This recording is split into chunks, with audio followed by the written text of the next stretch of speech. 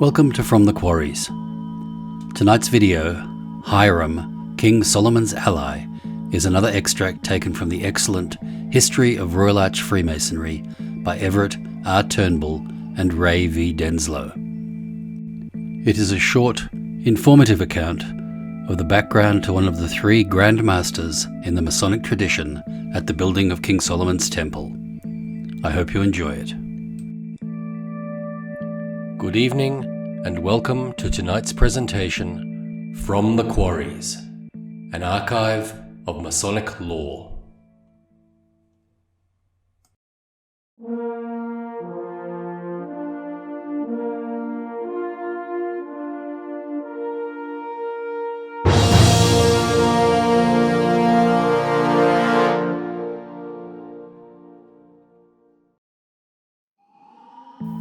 And Hiram, king of Tyre, sent his servants unto Solomon, for he had heard that they had anointed him king in the room of his father, for Hiram was ever a lover of David. And it came to pass, when Hiram heard the words of Solomon, that he rejoiced greatly, and said, Blessed be the Lord this day, which has given unto David a wise son over this great people. And Hiram sent to Solomon, saying, I have considered the things which thou sentest to me, and I will do all thy desire concerning the timber of cedar and concerning timber of fir.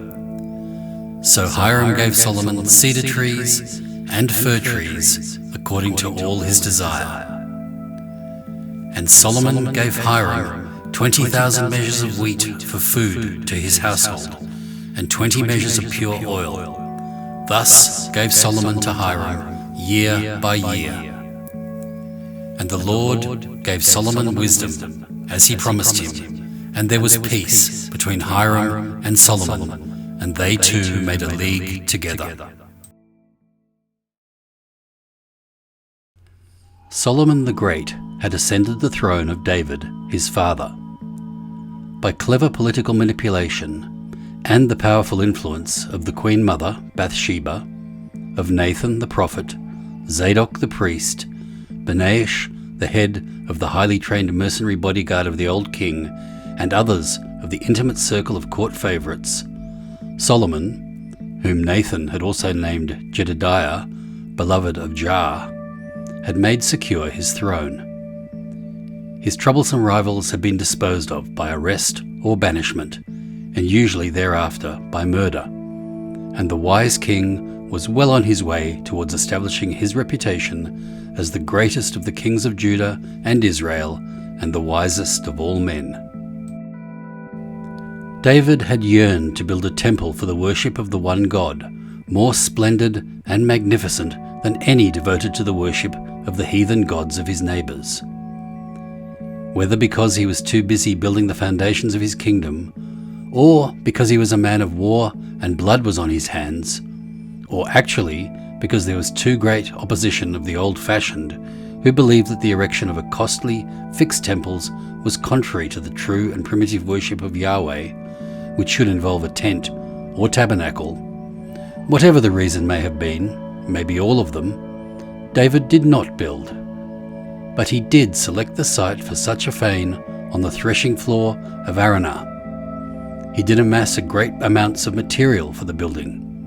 He did leave in the minds of his people a vision of a temple to be, and, more than that, he left to his son and successor the hot ambition to do that which his father could not do, and that which he perhaps hoped no other person could do.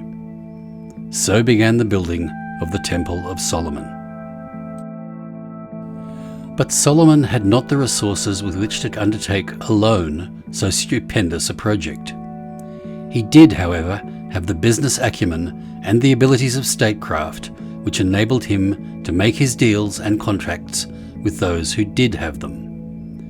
And in those arrangements and associations, we of Freemasonry learn of the second of the great triad of Masonic heroes, Hiram, King of Tyre. Along the east coast of the Mediterranean Sea, not far from Israel, lay the best known and most famous of the ancient cities of Phoenicia.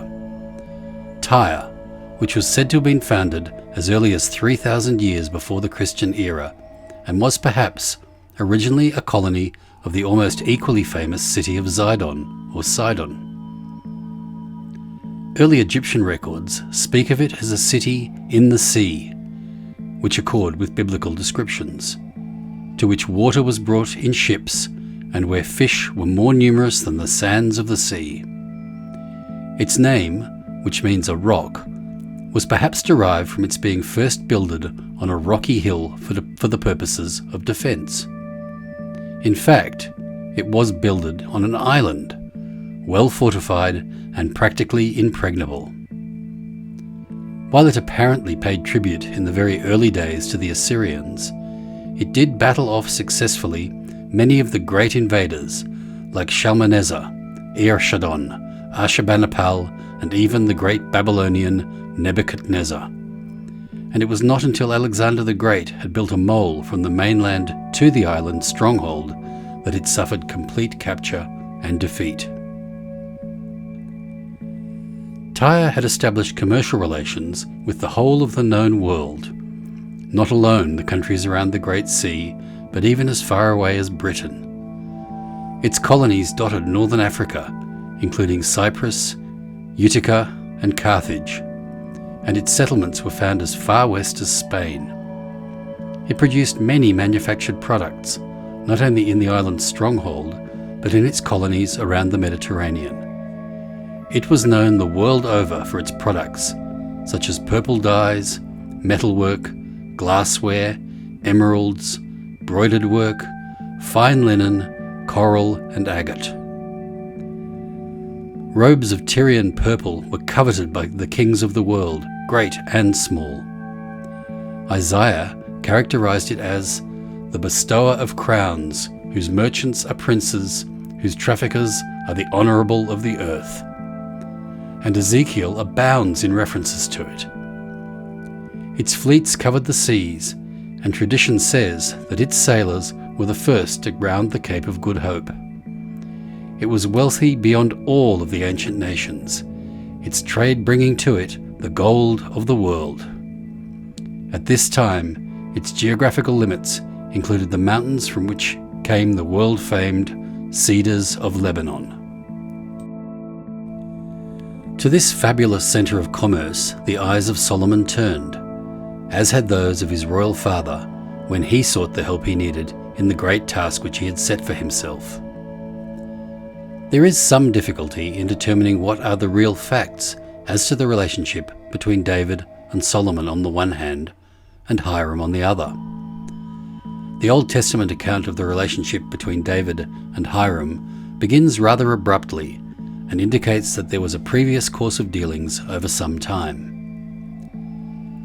Suffice it to say that Tyre was perhaps at the zenith of its power, wealth, and influence in the reign of Hiram, son of Abibal and friend of Solomon, whose sway overlapped the reigns of David and his son and represented the golden age of Phoenicia.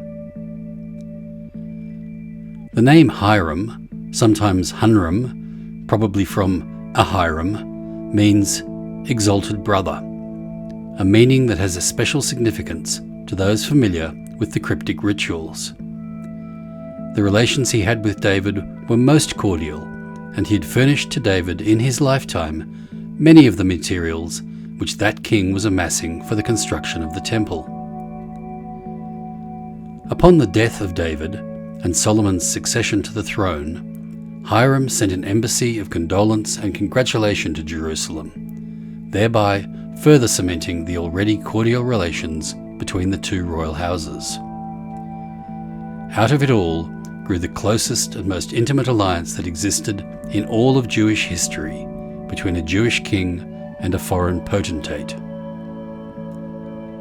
The cordiality of this cooperation is indicated, for instance, by the joint undertaking of the two in sending ships to Ophir, India, for gold and silver, algum wood, ivory, silver, monkeys and peacocks. Solomon could not perhaps have successfully undertaken this project without the seafaring experience of the Phoenician mariners and traders. And one cannot forget that the Hebrews were not a seagoing people, and did not look with too much favour upon seagoing commerce. The upshot of it all was that Hiram supplied to Solomon the famous cedars of Lebanon, which were shipped by floats to Joppa, the port of Jerusalem, and great quantities of other rare and valuable materials. He also furnished men, particularly skilled workmen, among them the Masonically renowned Hiram the Builder. In return for them, Solomon supplied Tyre with wheat and oil and balm and other like products. The tremendous reserves of gold accumulated in Tyre enabled Hiram to furnish no less than 500 talents of gold for the ornamental work of the temple. For this, Solomon ceded him 20 towns in Galilee.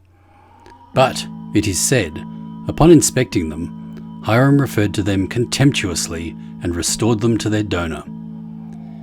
There was, however, apparently no permanent ill feeling or disharmony resulting from the incident. Both biblical and profane history confirm the story of the close personal friendship and economic alliance between these two great rulers. It was an alliance of advantage to both, although the evil effects of the terrific expense and indebtedness incurred by Solomon in his building effort remained to plague his successors for centuries. The Jews were, of course, familiar with the religious practices and beliefs of the Phoenicians, their gods, Baal and Ashtaroth, and the tutelary god of Tyre, Melha. Likewise, the Phoenicians knew the monotheism of the Jew. Hiram, king of Tyre, was perfectly familiar with the religion and the religious rites of the king of Judah and Israel and his people. In fact, this mutual familiarity led the Israelitish people into violent conflict with their prophets, whose faces were always set like flint against too great toleration of neighbouring paganism. But the Masonic story of these two great kings in the right is natural and easily understandable, for the king of Tyre must have had more than a passive commercial interest in the Most High God, to whom the great temple of his royal friend was to be dedicated.